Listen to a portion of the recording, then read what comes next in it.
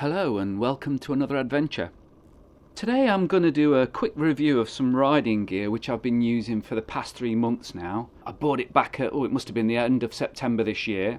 I was in the market for something sort of an outer layer and outer shell, so a jacket and pants that I could wear that was going to see me through the rest of autumn and into winter. I wanted something that was fairly robust and fairly tough.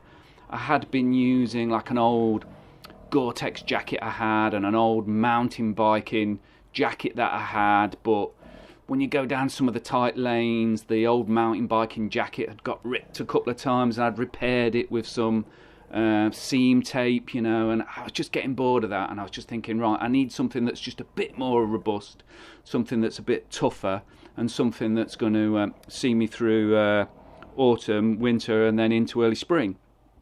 Now, I had looked at some of the other brands like Climb and Adventure Spec, but to be honest, it was just so expensive. I mean, Adventure Spec stuff, it was just looking at like 300 quid for a jacket and about the same for a set of trousers. And I thought, can I really justify that? It seems a lot of money.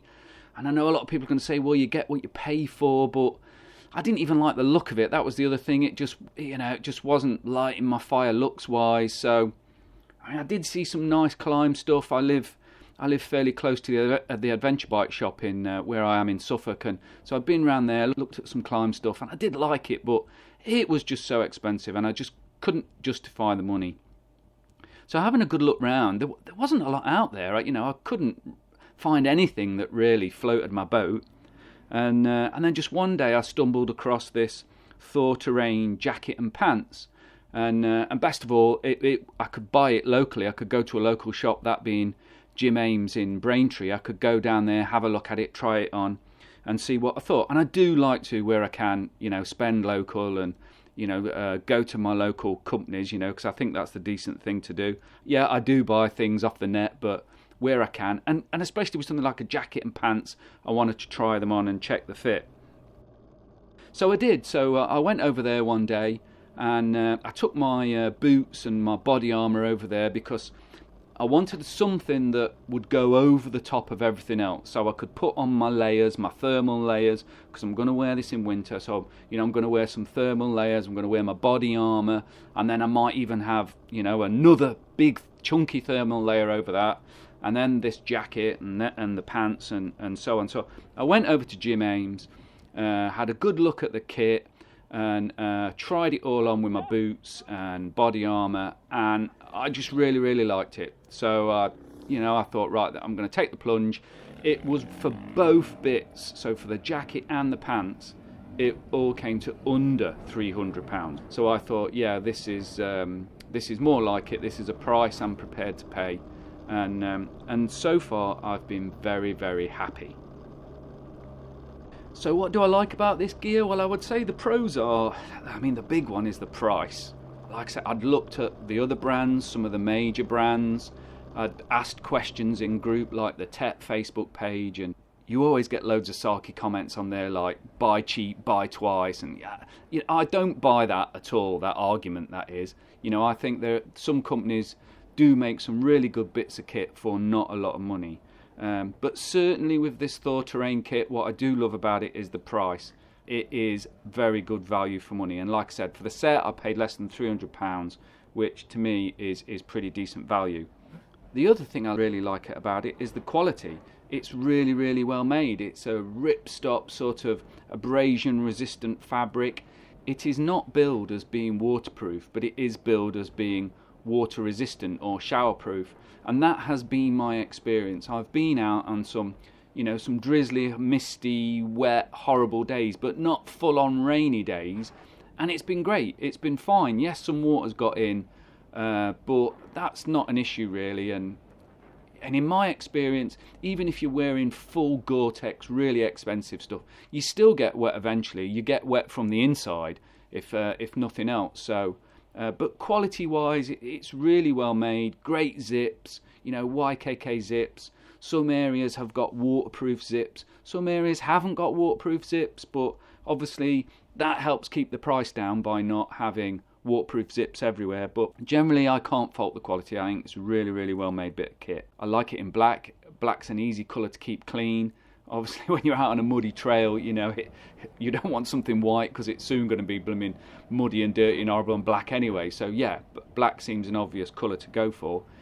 You can also get the jacket and pants in a camo style colour and pattern, which looks quite cool. I'm sure some people will like that. The jacket and pants are packed with quite a few really good and well thought out features. I mean, I'll chuck up a couple of slides now just to list them all, so you can, you know, stop me rabbiting on and pause them and have a bit of a read. But what I do like is the venting system that's on it. So there's 4 main zips on the front.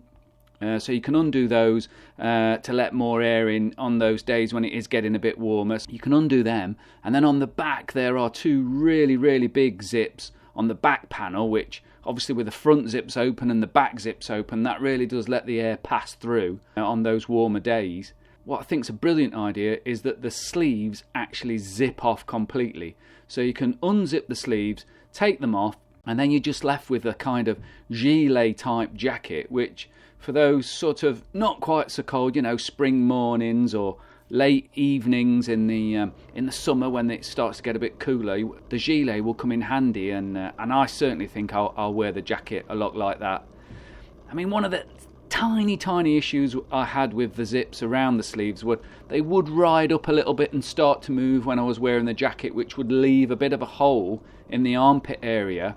And then if it did rain, that was where a bit of the water was getting into those armpit areas. And I suppose you could have argued and said, oh, why didn't they put the waterproof zips on the sleeves as well, on the armpit zips? But, you know, this is all going to add to the cost. The only one issue I've had is with the fit around the bottom of the pants where they go over the boot.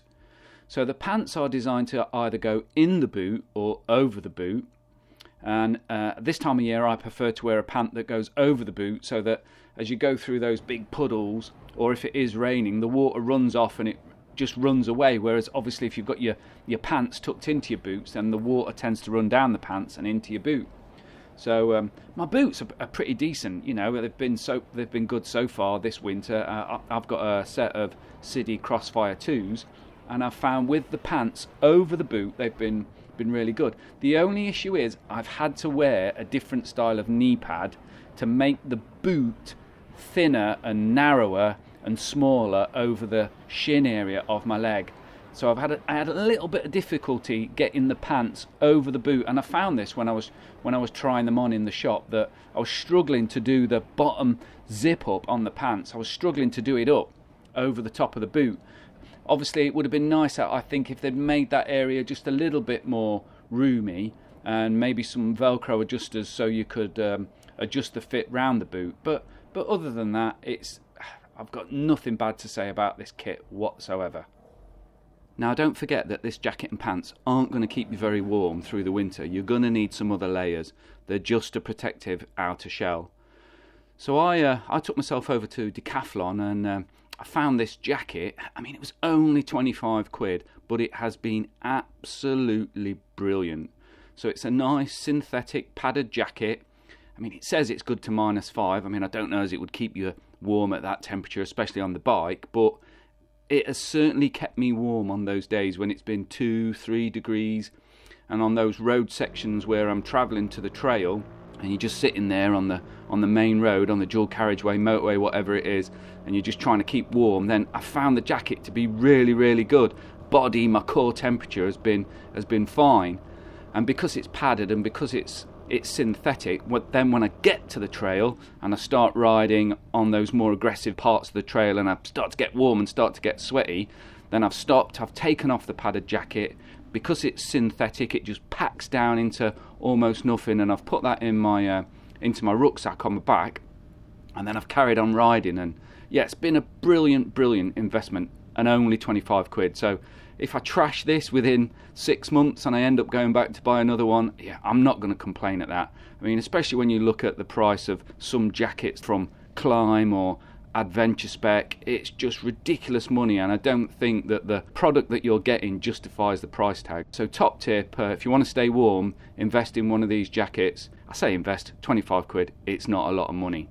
The other issue I was having was my hands. I was struggling to find any gloves that I liked, and A, were keeping my hands warm, but B, importantly, they worked with touchscreen devices. So eventually back to decathlon, I stumbled across these gloves. I wanted something for walking anyway. I do a bit of mountaineering, I've mentioned this before in other videos, and so I just wanted something for when I was out on the hill anyway, and I found these decathlon gloves, and they've been brilliant as well. They're touchscreen compatible, they're fully waterproof, and they're really, really warm. It's always going to be a trade-off between a glove that keeps your hand warm and a glove that still gives you some control. So I didn't want something big and bulky. Anyway, so I found these decathlon gloves to be really, really, really good. So I hope you found this review useful. Certainly since I invested in this kit, I've been enjoying my winter riding much more. I've been much more comfortable on the bike and certainly a fair bit warmer. If you like the video, perhaps consider giving us a thumbs up or even maybe subscribe to the channel. Hopefully see you soon out there on the trail and back here on the channel for another adventure. Bye for now.